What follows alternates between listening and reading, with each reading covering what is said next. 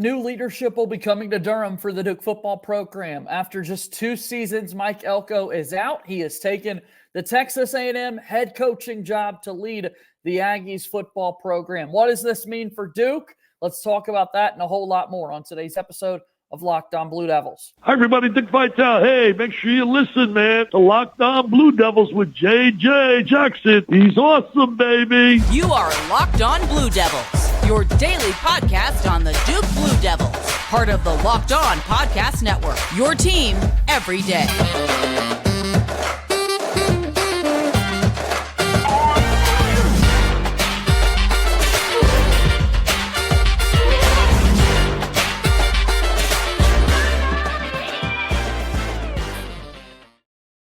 Hello, everybody, and welcome into another episode of the Locked On Blue Devils podcast. My name is J.J. Jackson. So great to have you here with us on this Tuesday, November 28th, 2023. What a last few 48, 72 hours it's been in the life of Duke football and Duke athletics. Mike Elko out as the Duke football head coach. He is heading to College Station to take over the Texas A&M Aggies football program. We're going to talk about that. We'll talk about the final game of the season for Duke football, where they defeat Pittsburgh. Bowl season coming up for Duke. Transfer portal expected to be absolutely crazy. I mean, a lot to dive into throughout the course of today's show, and we'll do that here on Locked On Blue Devils. If you have not done so already, please be sure to follow and subscribe to Locked On Blue Devils for free, wherever it is that you get your podcast. You can watch the show each and every day on YouTube. Subscribe to our YouTube channel, like this video, share it with your friends. Tell me in the comments down below today, who do you want to be the next head football coach for this Duke program? On today's show, I've got my good pal Jordan Mann at Duke FB Fans on Twitter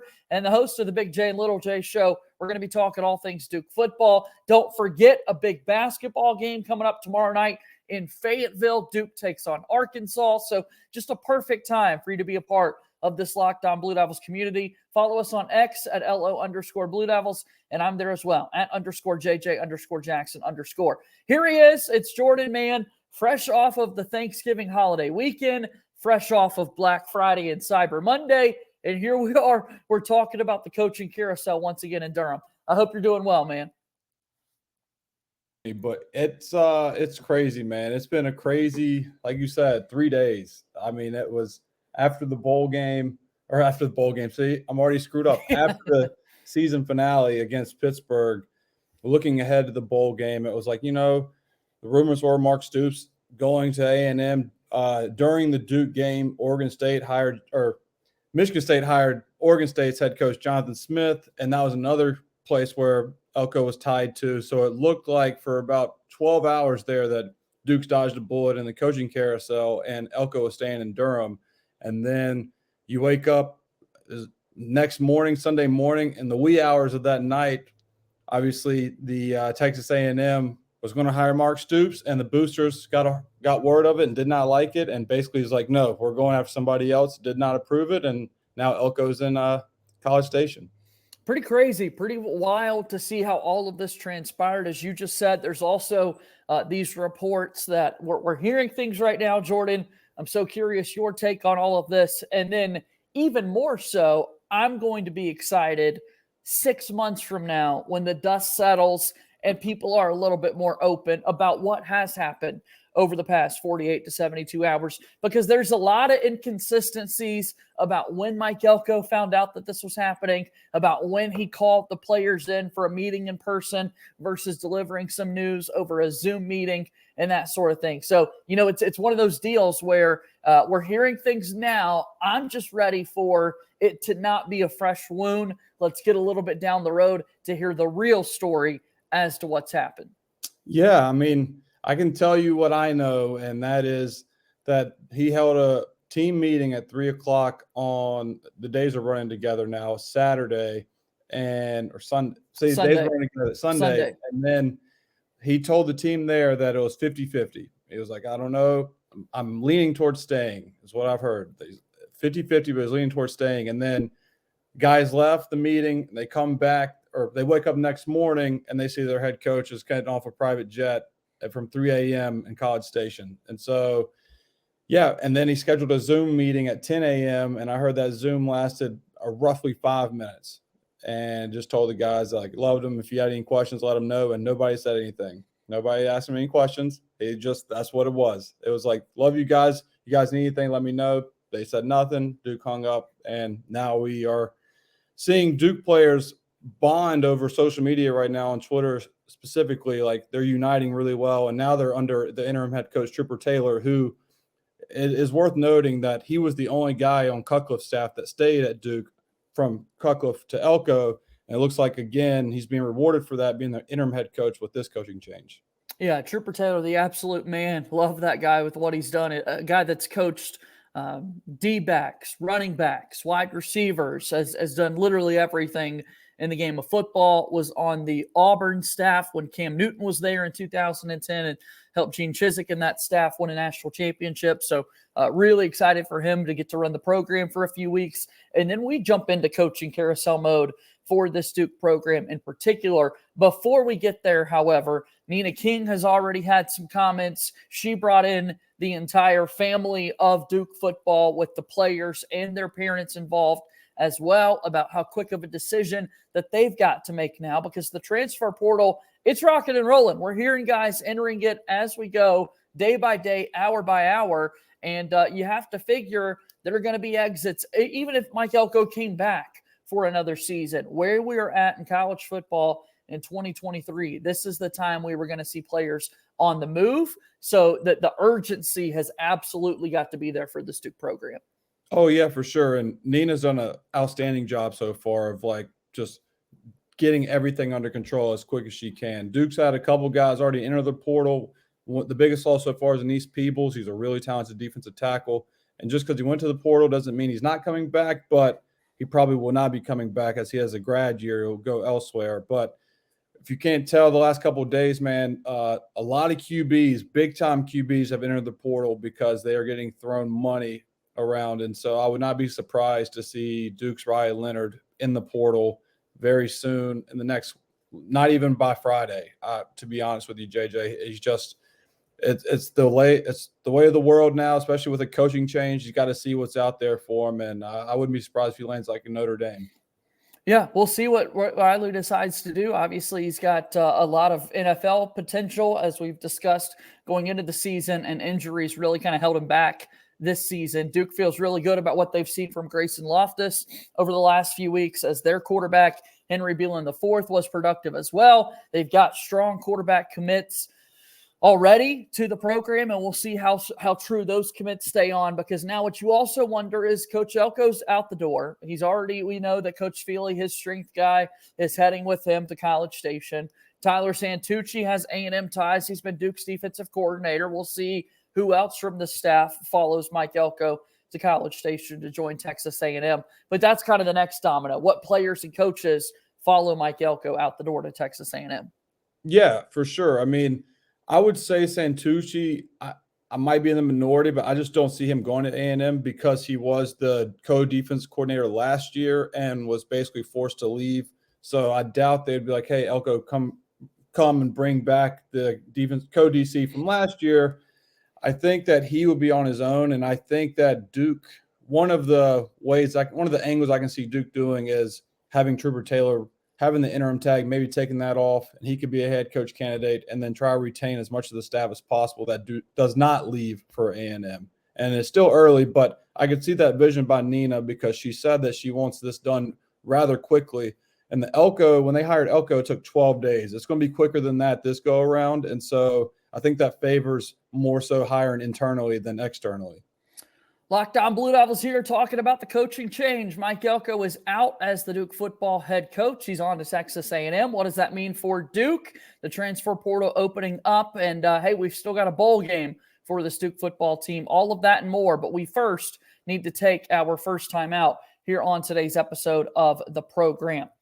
Locked On Blue Devils here today is brought to you by our friends over at FanDuel. FanDuel is America's #1 sports book. As the weather gets colder, and boy, it's getting chilly here in the state of North Carolina, the NFL offers stay hot on FanDuel. Right now, new customers get $150 in bonus bets with any winning $5 money line bet. That's $150 if your team wins. If you've been thinking about joining FanDuel, there's no better time to get in on the action. The app is so easy to use, a wide range of betting options, including spreads, player props, over-unders, and so much more. What you can do is visit FanDuel.com/lockedon and kick off this NFL season.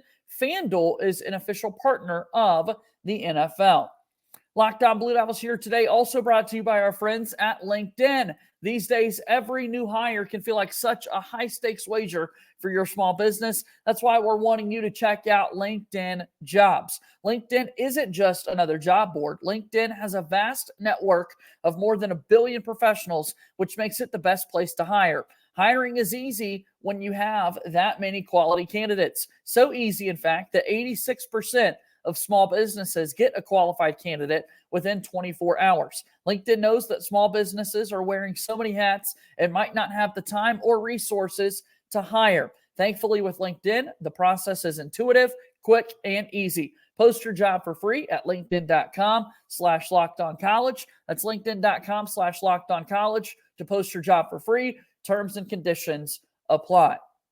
Moving forward here on today's episode of Locked On Blue Devils, alongside my pal Jordan Mann, I'm JJ Jackson. Really good episode of the Big J, Little J show with our good pal Connor O'Neill from the Devils Illustrated that's breaking down everything you need to know about the last 24, 48, 72 hours that we've got going on here. So with that being said, Jordan, as we look at the Mike Elko era in Durham, what has stood out to you for the most part in all of this?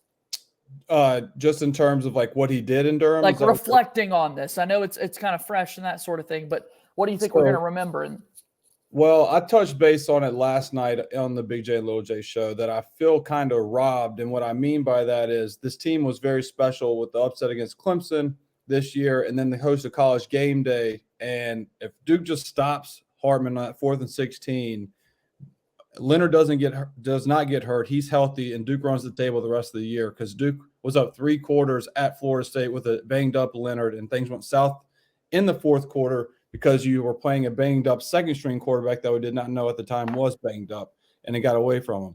Healthy Ryan Leonard, who knows what happens at Florida State? And if Elko left in that sentiment where Duke was 10-2, 11-1, nobody would blink an eye because it's like, hey, go get it. But the fact that Duke finished 7-5 and limped their way to the finish line because of Ryan Leonard missed every game after the Notre Dame game, basically. He was never healthy ever since, and other injuries kind of derailed the season. This team, from top to bottom, was a 10-win team. And I said that in the preseason, and I still say that now, that if you look back, that this team should have won 10 games. And for Duke not to be able to now to run it back, I feel a little robbed. I said that it felt like a lot of meat was still left on the bone, and I still mean that. Like that, this team is really good with good guys, and it's a shame that we won't see it come fruition under what we thought was going to be the Elko era. Instead, it was just 2 years, so it's no longer an era. I mean, so short-lived. You're right. That's kind of where I wanted to shift the conversation is just, okay, how do we remember this years from now? Because there were moments where, okay, Duke is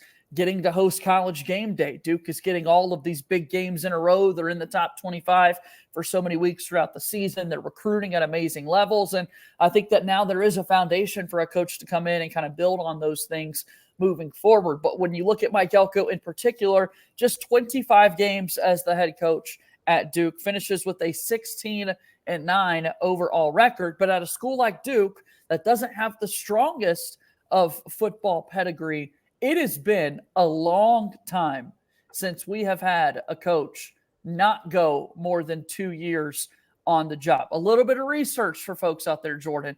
We nearly have to go back 100 years to 1925 when our buddy James P. Herron was the Duke football coach for 1 season. That was the last time anybody was the head coach for Duke for 2 seasons or less. Was nearly 100 years ago in 1925. Oh, yeah, I remember that like it was yesterday. But a 4-5 season in 1925 for James P. Herron, man. Spur your head 3 years. I mean, you think about some of these big coaches that Duke has had in the pro. This is not really something that we've been used to.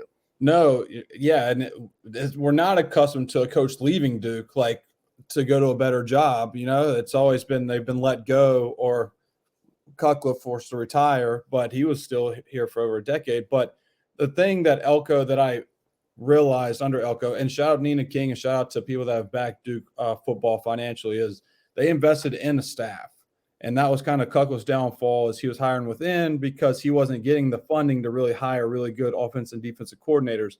Elko was allowed to do that, and it paid off. And David Feely was arguably the best hire that he had, and he changed that. It's Kucklow's players. People forget. Like, that's the one thing that does not need to get lost in this. So it's Kucklow's recruits. Riley Leonard was a Kucklow guy, top to bottom. Everybody basically was, and they changed that dynamic in the weight room and then scheme wise. So Duke still is fine. Like, they still have those guys in the locker room. Now you just got to invest in a new strength and conditioning coach because Feely went with Elko, and just make sure that you hit a home run higher there as much as so as the head coach position.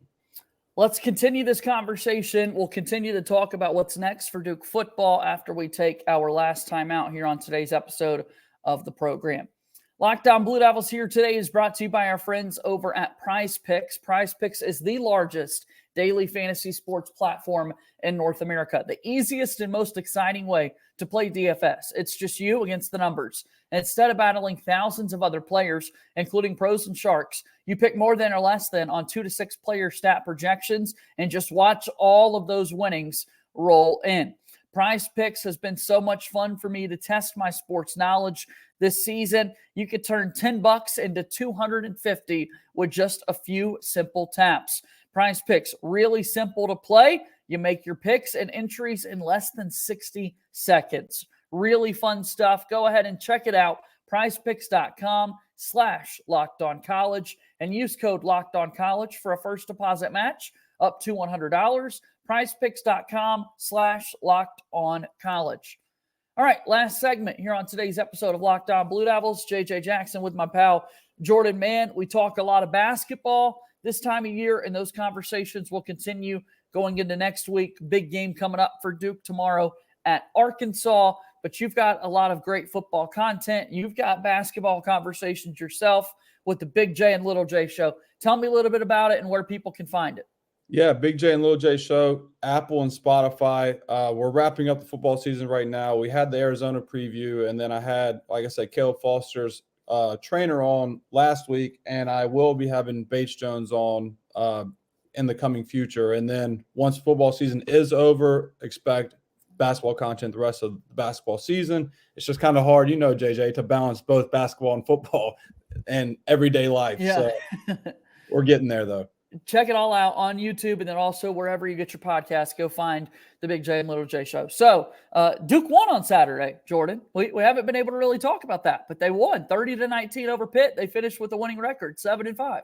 Yeah, I mean, that's what sucks about this whole thing is they beat Pitt for the first time, I think, since 2014. So it's been 9 years. A long time. I don't care if it's a bad Pitt team. You have to take a win against Pitt because Duke last week lost to a bad Virginia team that they should have beaten. And so you can never take win-loss records for granted. You got to play the game. And, yeah, I mean, Grayson Loftus looks like he's very impressive because he's still a little inconsistent on some short and intermediate throws. But, man, he can really connect with the deep threat, something that Duke was not able to do the first half of the season. And he's doing a really good job of finding Jordan Moore. And Jordan Moore's had back-to-back years now where he's ended the season just tearing it up, like on a tear. And he's owned Pittsburgh the last 2 seasons. I think he had 14 catches for 199 last year at Pitt. I think he had 10 catches for like 106 and a touchdown against Pitt this go-around. Pretty good stuff from a former quarterback turned to wide receiver. Not bad. Not bad whatsoever for this team. So Duke now 7-5. Trooper Taylor, the interim coach. You're going to have bowl practices coming up for Duke before they get to go on site. This weekend, of course, is conference championship weekend.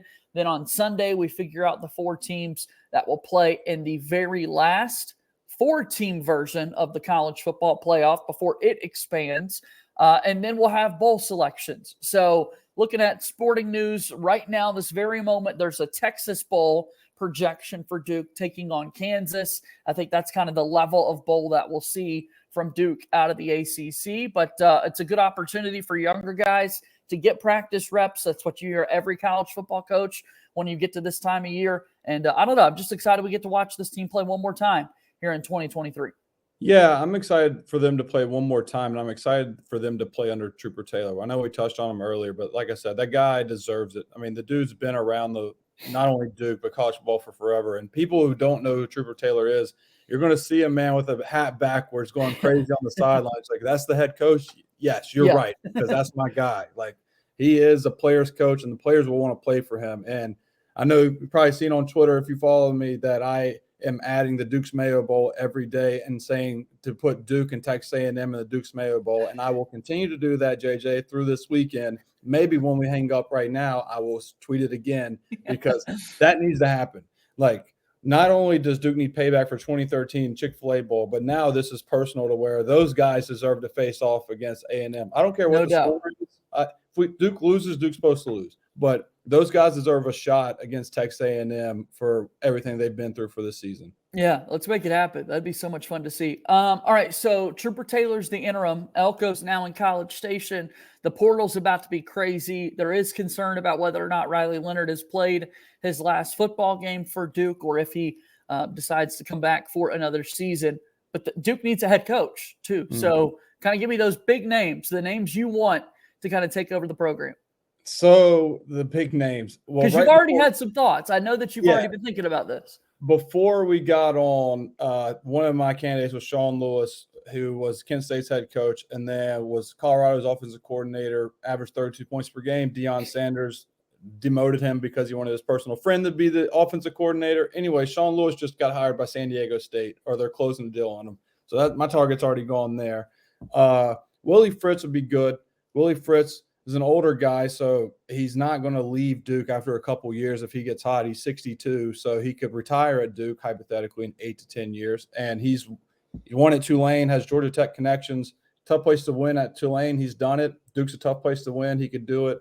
I really like him. And then there's a couple other young candidates. Troy's head coach, so I'm drawing a blank on, can really – Summerall, yeah. He can coach. He's really solid. I've seen – Atkins, a Florida State offensive coordinator's name thrown around. And then lastly is Duke just hires within, like I said earlier in the show, where I don't know who it could be. Trooper, it could be Kevin Johns, maybe Santucci. One of those three will be, like, I know they're looking at internally as well as externally. So whatever fits Nina King's criteria. I do think Duke will go young, though, because I think with the NIL, Duke wants to paint the picture. You have a young college basketball coach in John Shire and a young college football coach and whoever the next guy is. So I don't see them going Willie Fritz route. It'd be more so a younger guy. Jason Garrett. Oh my! You've been too close to me and Connor about Jason Garrett and Steve Spurrier Jr. Those are the two that just last 2 years ago they were on the list, and now here they are again. Whoever's agent is their agent is doing a great job because it's all smoke. That's good stuff.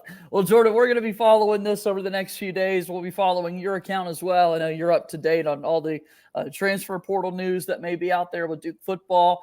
We're going to be locked in. Big one in Fayetteville tomorrow night. Look, North Carolina just knocked off Arkansas by 15. We definitely need Duke to show up for this game tomorrow. Yeah, absolutely. And Arkansas will be probably without their best player who got hurt against UNC at the very end of the game. He's averaging 18 points per game. But the one thing I am nervous about, well, two things. Duke's wearing black uniforms. That's always scary. And two, Musselman, after the loss to UNC, spent 14 hours breaking down film by himself from the last 3 losses. So he has been very in-depth for Arkansas. And that worries me because when a coach is that detail-oriented, then it's going to be a tough place to play tomorrow night for sure. What do you have against the black uniforms? It's just I think they look great. But there is something, too, like when Duke wears black, it's like obviously R.J. Barrett and Zion and then made it cool, like funeral uniforms, and they do well with them. They did well with them, but notoriously – some teams don't. That's fair. Yeah, it's just – it's who wears them. It's not the uniform, it's who wears them, and it's going to make me nervous. I just know it's going to be nervous. I love it. Well, Jordan, we'll talk again next week, okay? I'll see you, brother. Thanks for having me. That's Jordan Mann joining us here on today's episode of Locked On Blue Devils. What an awesome conversation. Again, let me know in the comments down below who you want to be the next Duke football head coach. How do you feel about those black uniforms with Duke basketball? I feel like we talk about that all the time, but that's a fun conversation to be revisiting. That's going to do it for our show here today. Once again, thank you for all of your support here on Locked On Blue Devils. My name is JJ Jackson. Thank you and good day.